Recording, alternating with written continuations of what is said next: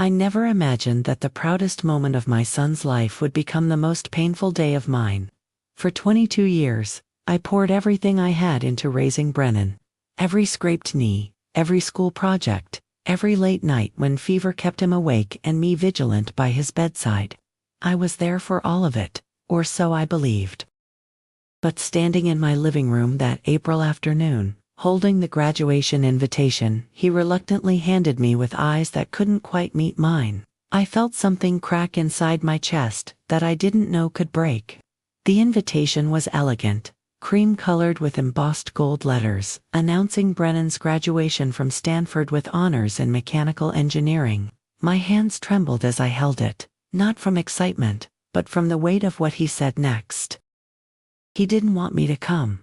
The words hung in the air between us like smoke from a fire that had been smoldering for years, finally erupting into flames I could no longer ignore. Brennan stood near the window of my modest apartment, the afternoon light casting shadows across his face that made him look older than his 22 years. He had grown into a man I sometimes didn't recognize, tall and broad-shouldered, with his father's dark hair and serious expression. But his eyes, those hazel eyes flecked with gold, those were mine. Or at least they used to be. Now they looked at me with something between pity and resentment, a mixture that made my stomach twist into knots. I asked him why, my voice barely above a whisper, afraid that speaking too loudly would shatter whatever fragile connection still remained between us.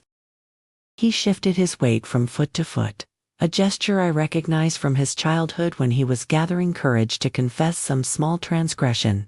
But this was no small confession. This was the accumulation of years of distance that had grown between us like a canyon I never noticed forming until I found myself on one side and him on the other, with no bridge in sight. He told me that Vivian would be there. Vivian Ashcroft, the woman his father married 3 years after our divorce, when Brennan was just 16. The woman who swept into their lives with her charity galas, and country club memberships and vacation homes in Martha's Vineyard. The woman who, according to Brennan, had been more of a mother to him in 6 years than I had been in 22. The words struck me like physical blows, each one landing with precision in the places I was most vulnerable. I wanted to argue, to defend myself, to list every sacrifice I had made. Every extra shift I worked at the hospital so he could have new shoes and music lessons and the bicycle he wanted for his 13th birthday. But the look on his face stopped me. It wasn't anger I saw there. It was conviction. He believed what he was saying, and somehow that made it so much worse. My name is Marjorie Caldwell, and I am a registered nurse. For the past 18 years, I have worked in the intensive care unit at Mercy General Hospital, often pulling double shifts because the bills didn't stop coming just because I was tired. After my divorce from Graham when Brennan was 14, I threw myself into my work. It was the only way I knew to provide for my son. To give him the stability and opportunities I never had growing up in a trailer park in rural Oklahoma. My own mother cleaned houses for wealthy families, coming home each night with her hands raw and her spirit diminished, and I swore my son would have better. I swore he would never know what it felt like to be ashamed of where he came from. But somewhere in my quest to give him everything, I lost sight of the fact that what he needed most was not things, but time, my presence. My undivided attention that I gave so freely to strangers in hospital beds but rationed out to my own child like it was a finite resource I might run out of if I wasn't careful. Graham remarried quickly after our divorce. I shouldn't have been surprised. He always needed someone, couldn't stand to be alone with his own thoughts for too long. Vivian was everything I wasn't. Elegant where I was practical, refined where I was rough around the edges, leisurely where I was always rushing. She didn't work, which meant she had endless hours to devote to becoming the perfect stepmother. She attended every one of Brennan's baseball games during his junior and senior years of high school. She helped him with college applications, sitting with him for hours in their immaculate home office, reviewing essays and researching scholarships. She threw him an elaborate graduation party when he finished high school, inviting half the neighborhood and serving catered food from the expensive Italian restaurant downtown. And I, exhausted from a night shift, showed up late, still in my scrubs because I didn't have time to change, and stayed for barely an hour before my pager went off, and I had to rush back to the hospital. Brennan's voice brought me back to the present. He was explaining, in that measured tone he used when he wanted to sound mature and reasonable, that having both me and Vivian at the graduation would be awkward.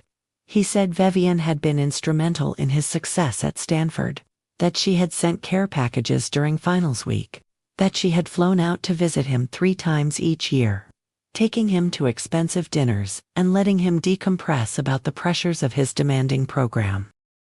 And what had I done? I had sent money when he needed it, called when I could between shifts, and visited exactly twice in 4 years because plane tickets from Oklahoma to California were expensive, and my schedule was unforgiving.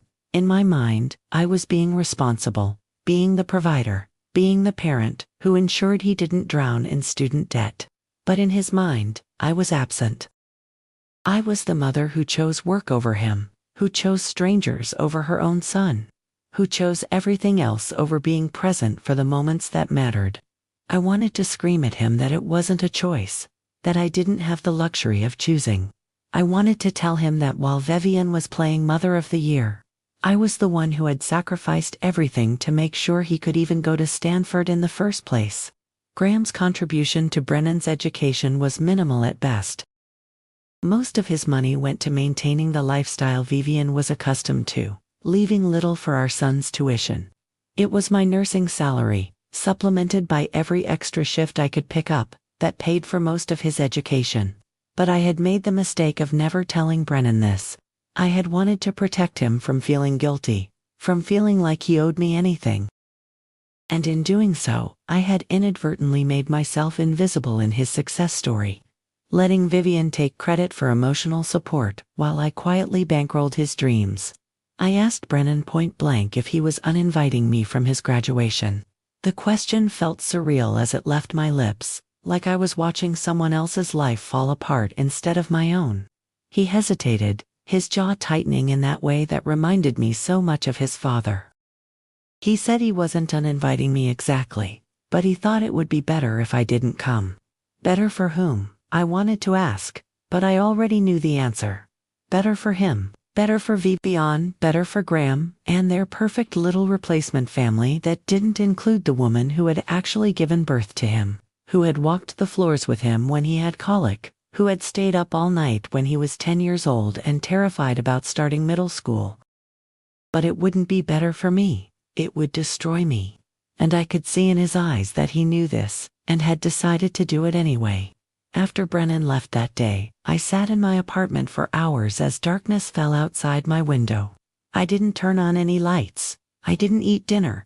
I just sat there, replaying every moment of his childhood, searching for where I had gone so wrong. I remembered the day he was born, how he came into the world screaming with rage at being pulled from the warm safety of my womb. His tiny fists clenched and his face red with indignation. The nurse had placed him on my chest, and he had immediately quieted, his eyes opening to look at me with an intensity that took my breath away. I had promised him then that I would always protect him, always provide for him, always be exactly what he needed. But somewhere along the way, I had broken that promise without even realizing it. The weeks leading up to graduation were torture. I threw myself into work, even more than usual, picking up every available shift, volunteering for overtime, doing anything to avoid sitting alone with my thoughts. My coworkers noticed something was wrong, but I deflected their concerns with practiced ease. I was fine, just tired, just busy, just dealing with some family stuff. The truth was too humiliating to share. How could I explain that my own son didn't want me at his graduation? How could I admit that after everything I had sacrificed, I had somehow become expendable in his life, easily replaced by a woman who had known him for only 6 years? But then something happened that I didn't expect. 2 weeks before graduation, I received a call from an unknown number. I almost didn't answer, assuming it was another telemarketer or debt collector. But something made me pick up, and on the other end was a voice I hadn't heard in years.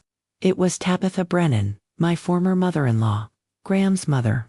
The woman I had called Mom for nearly 15 years before the divorce severed that connection along with so many others. Her voice was warm and gentle, exactly as I remembered. With that slight southern drawl she never quite lost, despite decades of living in Chicago. She asked if we could meet for coffee, said she had something important to discuss with me. I was suspicious at first, wondering if this was somehow orchestrated by Graham or Vivian, but something in her tone suggested otherwise. So I agreed, more out of curiosity than any real hope that it would matter. We met at a small cafe downtown, the kind of place that served overpriced lattes and organic pastries to young professionals on their lunch breaks. Tabitha was waiting for me when I arrived, seated at a corner table away from the crowd. She looked older than I remembered, her hair now completely silver instead of the salt and pepper it had been the last time I saw her. But her eyes were the same, bright blue and sharp with intelligence, missing nothing. She stood when she saw me, pulling me into a hug that nearly broke me. I hadn't realized how desperately I needed that embrace, that simple gesture of maternal affection, until I felt tears welling up in my eyes. She ordered for both of us, remembered that I took my coffee black with 1 sugar, a detail that seemed impossibly small but meant everything in that moment. Then she told me why she had called. Brennan had reached out to her about the graduation, asking her to come. But in his invitation, he had let something slip. He had mentioned that he wished things were different, that he wished I had been more present, that he wished Vivian hadn't become more important to him than his own mother. Tabitha said she could hear the guilt in his voice, the confusion of a young man who loved his mother, but resented her at the same time, who had convinced himself that Vivian deserved the honor of sitting in the front row at his graduation, but couldn't quite silence the small voice inside that wondered if he was betraying me. Tabitha looked at me with those knowing eyes and said something that changed everything. She told me that Graham and Vivian had been carefully cultivating Brennan's resentment toward me for years. Not overtly, not in obvious ways that could be called out or confronted, but through subtle comments and implications. They had painted a picture of me as the workaholic mother who chose her career over her son, conveniently leaving out the fact that I was working those hours to pay for his education and his future. They had positioned Vivian as the nurturing, available mother figure he deserved, never mentioning that her availability was made possible by Graham's income that should have been going to support his child. They had created a narrative where I was the villain and they were the heroes. And Brennan, young and impressionable and desperate to make sense of his complicated family dynamics, had believed it. I felt anger rising in my chest like wildfire, burning away the sadness and guilt that had been consuming me for weeks. How dare they? How dare Graham, who had barely been present during Brennan's childhood even when we were married, suddenly play the devoted father? How dare Vivian, who had simply married into our family, claim credit for raising a child she had known for only a fraction of his life? And how dare they manipulate my son, poison his mind against me, make him doubt the love I had poured into him since before he took his first breath? But Tabitha wasn't finished.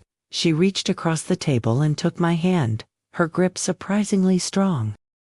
She told me I needed to fight for my son, that I needed to show up at that graduation whether Brennan wanted me there or not. She said she would be there too, and together we would remind Brennan of who had really sacrificed everything for him. I was terrified.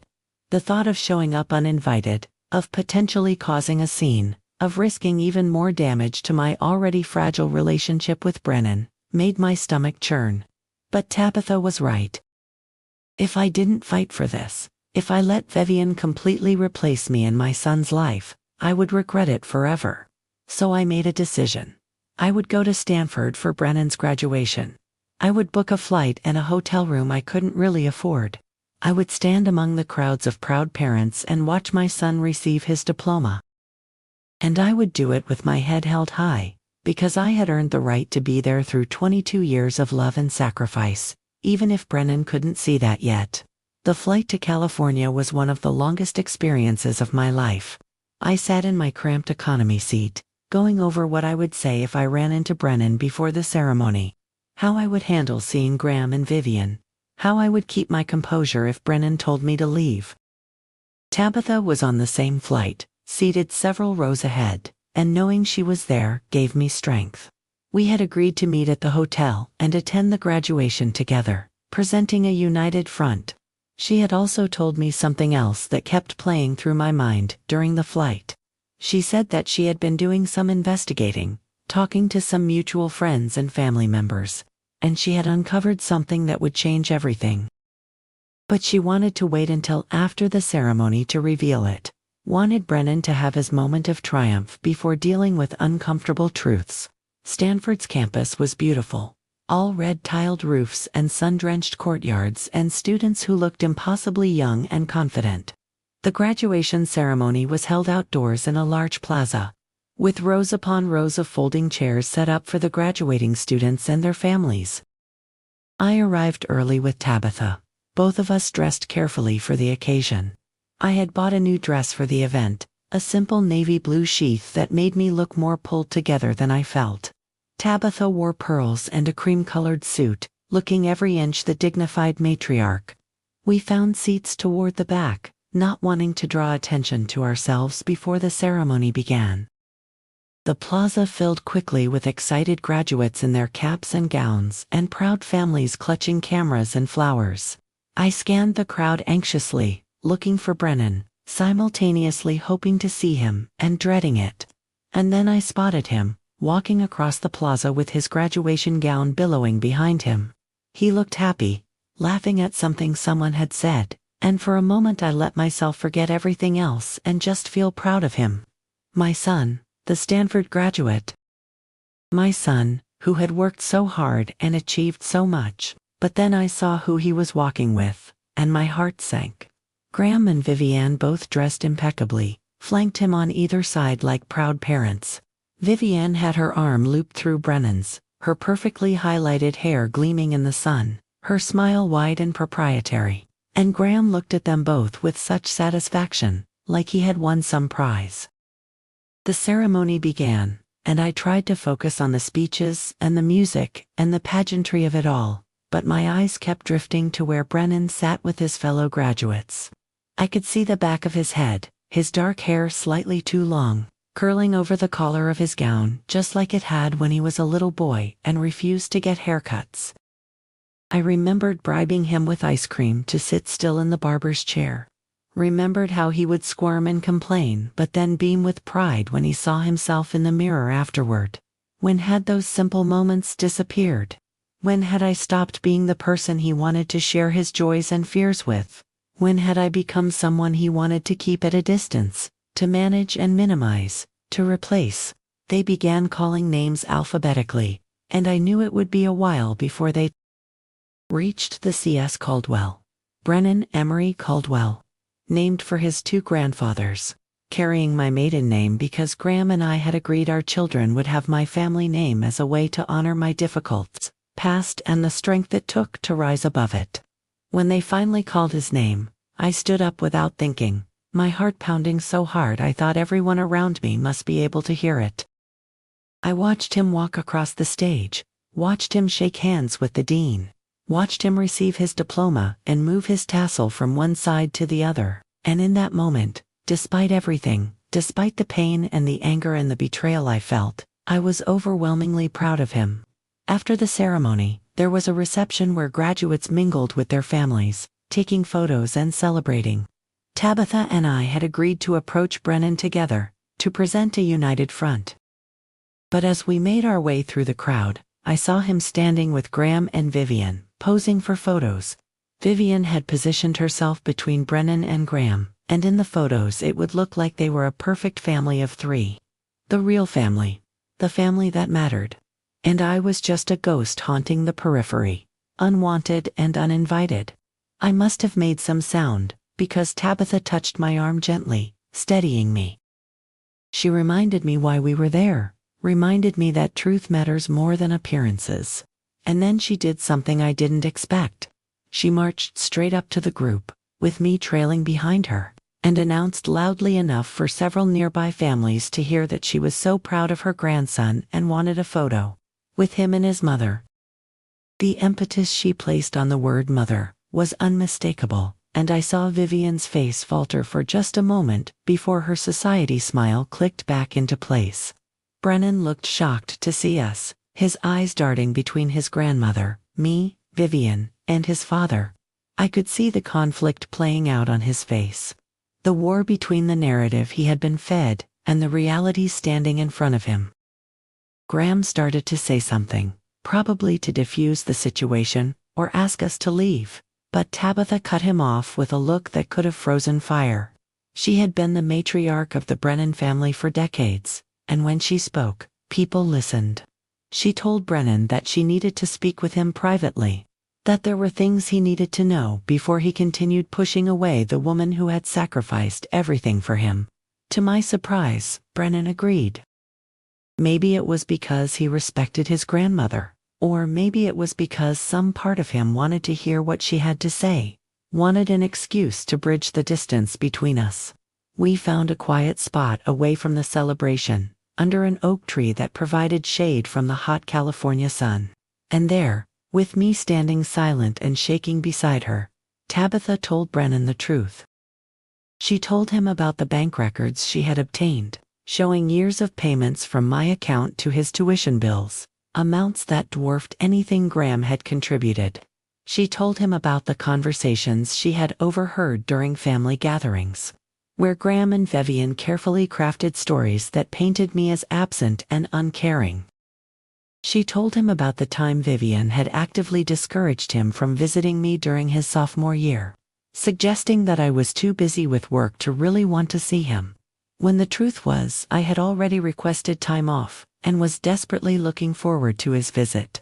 Brennan's face changed as Tabitha spoke, moving through shock, to disbelief, to dawning horror as he realized how thoroughly he had been manipulated. But Tabitha wasn't done. She pulled out her phone and showed him something that made his face go pale. It was a series of text messages between Graham and Vivian, messages that Tabitha had managed to get access to through a mutual friend. In these messages, they openly discussed their strategy to distance Brennan from me, to ensure that Vivian became his primary maternal figure, to solidify their narrative of the perfect blended family. They talked about me with such casual cruelty, such dismissive contempt, that I could see Brennan's hands shaking as he read them. I had spent so many nights lying awake, wondering what I had done wrong, blaming myself for the distance between us. But it wasn't my fault, or at least, not entirely. Yes, I had worked too much. Yes, I had missed moments I should have been present for. Yes, I had made mistakes that any single working mother makes when trying to do the impossible task of being everything to everyone. But I had been deliberately undermined, systematically erased from my son's narrative by people who should have been supporting our relationship instead of destroying it. And now Brennan was seeing this truth for the first time, and I could see it breaking his heart. He looked at me with tears streaming down his face, and in that moment he looked like the little boy I remembered, the one who used to crawl into bed with me during thunderstorms, who believed I could fix anything with a kiss and a band-aid, who thought I hung the moon and stars. He whispered that he was sorry, his voice cracking on the words, and I felt something inside me crack too. I pulled him into my arms, this man who was my son, and I held him while he cried. I told him I forgave him, because what else could I do? He was young and had been manipulated by people he trusted.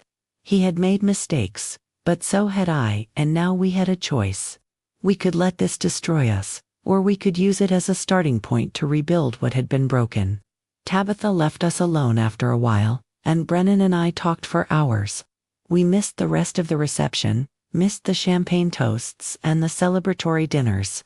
But we didn't miss what mattered.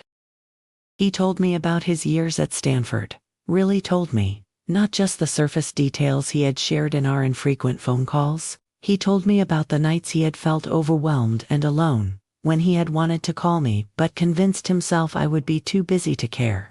He told me about the times Vivian had been there for him, but also about how those moments had always felt slightly performative, like she was playing a role rather than genuinely caring. He told me that he had always known, deep down, that something was off, but he had suppressed that knowing, because it was easier to accept the story they were telling than to question it. I told him about my side of things too. I told him about the financial struggles I had never wanted to burden him with. About the extra shifts and the exhaustion and the times I had gone without so he could have what he needed. I told him about the nights I had cried myself to sleep because I missed him so much it physically hurt. I told him about the guilt I carried for not being there more, for thinking that providing financially was the same as providing emotionally. I told him that I had made mistakes, real mistakes, but that I had never stopped loving him. Not for a single moment, not through any of it. As the sun began to set over the Stanford campus, painting the sky in shades of orange and pink that seemed almost too beautiful for the rawness of the conversation we were having, Brennan asked me what happened next. It was a loaded question, one that encompassed so much more than just the immediate logistics of dinner plans or hotel arrangements. He was asking about us, about our relationship, about whether we could come back from this. And I knew my answer had to be honest, had to acknowledge the work that would be required, but also the hope that I felt for the first time in years. I told him that rebuilding trust would take time. I couldn't just flip a switch and forget the hurt of being excluded from his graduation, and he couldn't just undo years of believing a false narrative about me.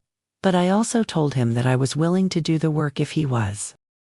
I told him that I wanted to know him as an adult, wanted to be part of his life going forward, wanted to be someone he actually wanted to talk to instead of someone he felt obligated to call on holidays. And I told him that moving forward would probably mean setting some boundaries with his father and Vivian, that we couldn't rebuild our relationship while they were actively undermining it. The days following the graduation were complicated.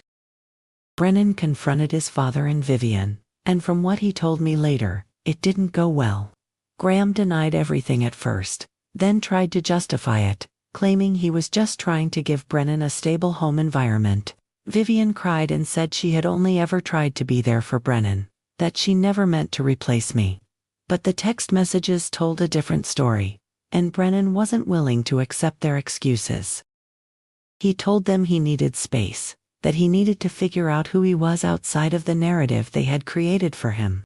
Tabitha, who had orchestrated this entire revelation, became my unlikely ally in the aftermath. She apologized for not seeing what Graham and Vivian were doing sooner, for not intervening when she noticed me being pushed out of family gatherings and events.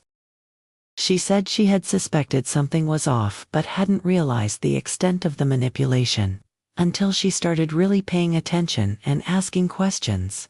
She also told me that Graham had always been insecure about my relationship with Brennan, had always felt like I was the favorite parent, and that his marriage to Vivian had given him an opportunity to change that dynamic in his favor. The revelation about who had really been supporting Brennan, both emotionally and financially, changed something fundamental in how he saw his family. He started remembering things differently, recontextualizing memories through this new lens of understanding. He remembered times when I had seemed distant or preoccupied, and realized I had probably just gotten off a double shift. He remembered visits to his father's house where Vivian had subtly undermined me with comments that seemed innocent at the time, but were actually designed to paint me in a negative light. He remembered feeling guilty about enjoying the luxuries at Graham's house while I lived modestly, never understanding that I was living modestly precisely so he could have opportunities his father wasn't providing.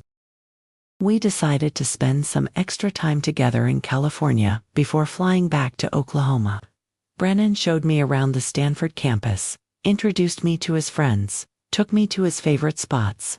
I met the professors who had mentored him, saw the lab where he had spent countless hours on his senior project. I listened to him talk about mechanical engineering with a passion that reminded me of how he used to talk about Legos as a child, building intricate structures and explaining their design with infectious enthusiasm. And I realized that, despite everything, despite all the mistakes and miscommunications and manipulations, my son had turned out remarkable. Not because of me or despite me, but as his own person with his own strengths and values. One evening, we had dinner at a small Italian restaurant near campus, just the two of us. The atmosphere was cozy and intimate, with candles on the tables and soft music playing in the background. Over plates of pasta and glasses of wine, I asked for permission to ask him. Brennan hesitated, then nodded, and I asked him the question that had been weighing on my heart. Why had he really not wanted me at his graduation? Was it just because of what Vivian and Graham had been telling him? Or was there something more, something I had actually done or failed to do, that had created this distance between us? He was quiet for a long time, pushing pasta around his plate while he gathered his thoughts. Then he told me something that hurt to hear but was probably necessary. He said that while the manipulation from his father and Vivian had definitely influenced him, there was also truth in his feeling of abandonment. He said that as a teenager going through the difficulty of the divorce, and then adjusting to his father's new marriage, he had needed me in ways I hadn't been available. He said there were moments, important moments, when he had reached out and I had been too exhausted or too busy or too wrapped up in work to really hear what he was saying. He said he understood now why I had to work so much, and he was grateful for the sacrifices I had made, but that didn't erase the loneliness he had felt. His honesty was like a knife to my heart, but it was also a gift, because he was right. I had been so focused on providing for him financially that I had sometimes failed to provide for him emotionally. I had told myself that giving him opportunities was the same as giving him my time, that paying for his education was the ultimate expression of love. But love also requires presence, requires showing up even when you're tired, requires prioritizing connection over comfort. And while I had been manipulated and undermined by Graham and Vivian, I had also given them ammunition by sometimes being absent when Brennan needed me most. I apologized to him then, a real apology that didn't make excuses or try to justify my choices. I told him that if I could go back and do things differently, I would. I told him that I would trade all the extra shifts and the money I had earned for more time with him, for more moments of connection, for more opportunities to just be his mom without the weight of financial pressure constantly bearing down on me. And I told him that while I couldn't change the past, I was committed to being present in his future, to making our relationship a priority, to showing up not just financially but emotionally. We both cried during that dinner, and I'm sure the other patrons thought we were breaking up or dealing with some terrible news. But really, we were breaking through. We were finally having the honest conversation we should have had years ago, finally acknowledging the hurts and disappointments and misunderstandings that had built up between us. And in that breaking through, we were finding a way forward. A path that wasn't about erasing the past but about learning from it and choosing differently going forward. Flying back to Oklahoma after that trip, I felt different. Lighter somehow, despite the emotional intensity of everything that had happened. Tabitha and I sat together on the plane, and she told me she was proud of me for fighting for my relationship with Brennan. She said to many parents just accept it when their adult children pull away, convincing themselves that it's natural or inevitable, or that they deserve the distance because of their mistakes. But she believed that family relationships are worth fighting for, even when it's hard, even when it requires confronting painful truths. In the months that followed, Brennan and I built a new kind of relationship. He finished his degree and got a job at an engineering firm in Seattle, and we started having weekly video calls where we actually talked about real things instead of just surface pleasantries. He told me about his work projects and his apartment search, and the girl he had started dating. I told him about my patients and my coworkers and the garden I had started tending in the small patch of earth outside my apartment. We were getting to know each other as adults, without the interference of people who had their own agendas. His relationship with his father and Vivian remained strained. Graham made some attempts at reconciliation, but they felt hollow, more about managing appearances than genuine remorse. Vivian sent Brennan a long email apologizing for her role in everything, but it was filled with justifications and explanations that suggested she still didn't fully understand or accept what she had done. Brennan responded politely but distantly, making it clear that while he didn't hate them, he needed space to figure out what kind of relationship, if any, he wanted with them moving forward. Tabitha became a bridge between us all, maintaining relationships with everyone while also being honest about the hurt that had been caused. She told Graham bluntly that he had damaged his relationship with his son in ways that would take years to repair, if it could be repaired at all. She told Vivian that playing mother to someone else's child came with responsibilities. That included supporting that child's relationship with their actual mother, not replacing her. And she told me that while I had been wronged, I also needed to own my part in creating space for the manipulation to work, that being a victim didn't mean I was blameless. The first holiday season after the graduation was awkward. Brennan flew to Oklahoma to spend Thanksgiving with me.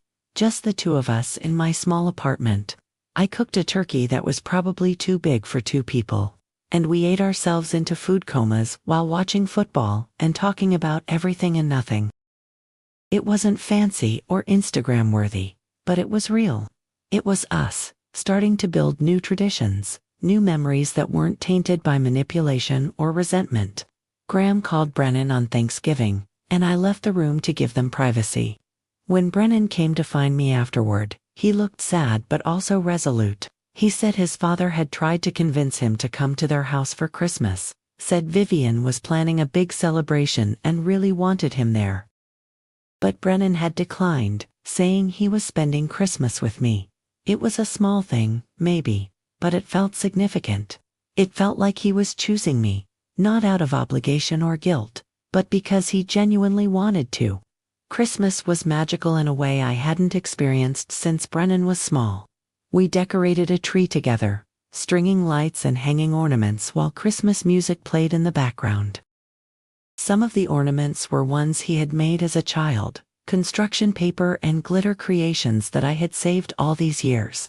He laughed at how crude they were, but I could tell he was touched that I had kept them.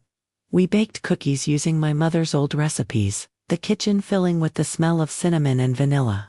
And on Christmas morning, we opened presents and drank coffee and just enjoyed being together without any underlying tension or hidden agendas. I gave him a photo album I had been working on for months, filled with pictures from his childhood. Some of them he had seen before, but many were ones I had kept tucked away, unable to look at them during the years when our relationship was strained. There were photos of him as a baby, chubby and smiling.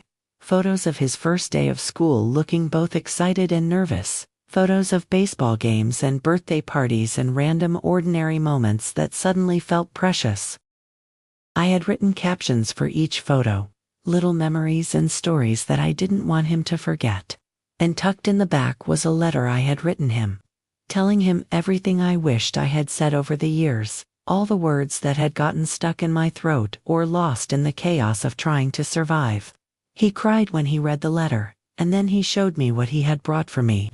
It was a framed photo from his graduation, but not one of the official ones. This was a candid shot someone had taken after our conversation under the oak tree, when we were walking back to the reception together. In the photo, I had my arm around his waist, and he had his draped over my shoulders, and we were both smiling in a way that looked genuine and unguarded. Underneath the photo, he had mounted a small plaque with an engraving that read, "To my mom, who never gave up on me, even when I gave up on her. Thank you for fighting for us." Looking at where we are now, more than a year after that graduation, I can see how much has changed. Brennan and I talk multiple times a week, real conversations where we both share honestly about our lives. He's been dating the same girl, Keiko, for 8 months now, and he's brought her to Oklahoma to meet me. She's wonderful, smart and kind and funny, and I can see why he's falling in love with her. More importantly, I can see that he's chosen someone who values family connection, who asks him about his mother and encourages him to call me, who understands that healthy relationships require presence and attention. He's also started therapy, working through the complicated feelings he has about his family dynamics and the manipulation he experienced. His therapist has helped him see that he can love his father while also acknowledging the harm Graham caused, that relationships don't have to be all good or all bad. She's helped him set boundaries that protect his emotional well-being while still leaving doors open for potential reconciliation if and when Graham and Vivian are willing to do the work required. As for me, I've made changes too. I've cut back on my shifts at the hospital, recognizing that I don't have to work myself to exhaustion anymore now that Brennan is financially independent. I've started pursuing hobbies I had let fall by the wayside during the years of single parenthood and financial stress. I've joined a book club, started taking a watercolor painting class, begun training for a half marathon. I'm learning who I am outside of being a nurse and a mother. Discovering parts of myself that got buried under decades of responsibility and sacrifice. My relationship with Tabitha has deepened into a genuine friendship. We talk regularly, and she's become something of a mother figure to me, filling a void that's been empty since my own mother passed away years ago. She tells me stories about Brennan as a child that I never knew, shares family history and traditions. She's also been honest about her own regrets, about times she wishes she had spoken up or intervened when she saw concerning patterns in how Graham treated people.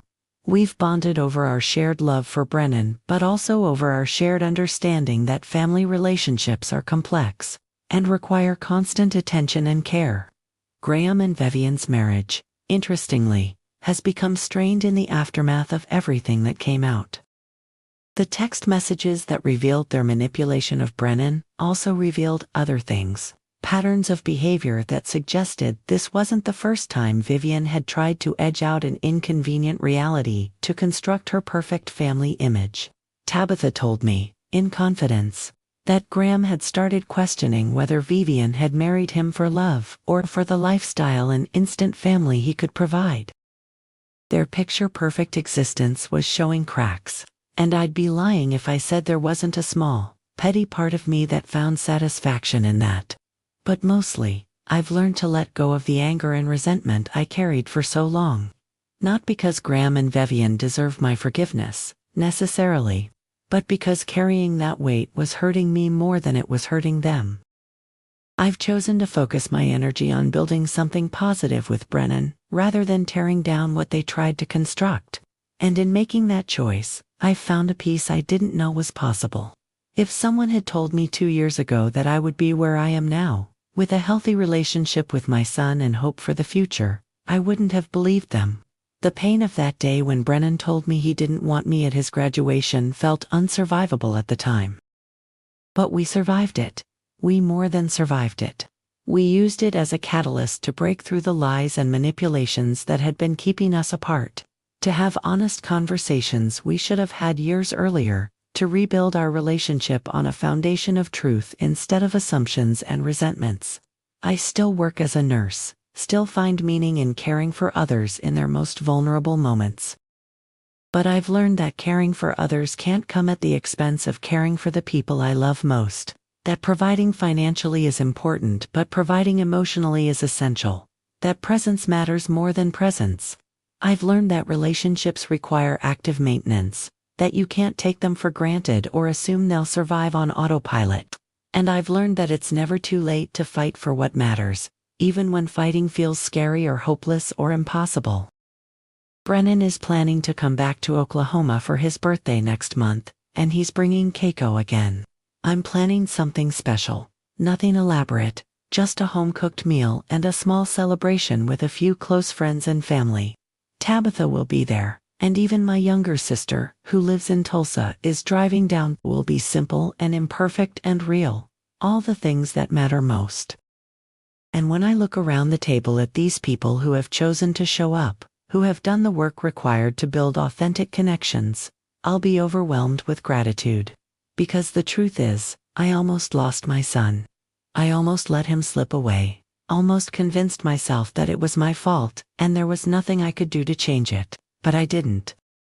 I fought for him, with the help of a grandmother who refused to let her grandson be manipulated, and a son who was brave enough to question the narrative he'd been fed. And now, we have something better than what we had before. We have a relationship built on honesty and mutual respect, on forgiveness and understanding, on showing up even when it's hard. So if you're watching this from somewhere in the world, dealing with your own family complications, your own feelings of being replaced, or forgotten, or pushed aside, I want you to know something. It's not over until you decide it's over. Relationships can be rebuilt, even after terrible hurt. Truth can emerge, even after years of lies. Connection can be rekindled, even after long periods of distance. But it requires courage to fight for what matters, honesty to admit your own mistakes, and willingness to do the hard work of rebuilding trust one conversation, one moment, one choice at a time. My son refused to invite me to his graduation until he saw who had really replaced me. And what he discovered was that no one had actually replaced me. They had tried, certainly, had worked hard to construct a narrative where I was expendable and easily forgotten. But blood doesn't lie, sacrifice doesn't disappear, and love, real love, endures even when it's ignored or taken for granted or actively attacked. The woman who replaced me in his eyes turned out to be a fiction, a carefully constructed image that crumbled when exposed to the light of truth. And underneath that fiction, I was still there, still his mother, still worthy of the love and respect I had earned through 22 years of imperfect but genuine devotion. So, thank you for listening to my story, for spending this time with me as I shared the most painful and ultimately transformative experience of my life. I hope it resonated with you. Hope it gave you something to think about. Hope it maybe even gave you courage to fight for your own important relationships. If it did, I'd love to hear from you in the comments. Tell me where you're watching from, what part of the story spoke to you, what your own experiences have been with family complications and rebuilding broken bonds. And if you found value in this story, please consider liking this video and subscribing to the channel so you can hear more stories about the messy, complicated, beautiful reality of human relationships. Because we're all just trying to figure this out together, one story, one truth, one moment of connection at a time.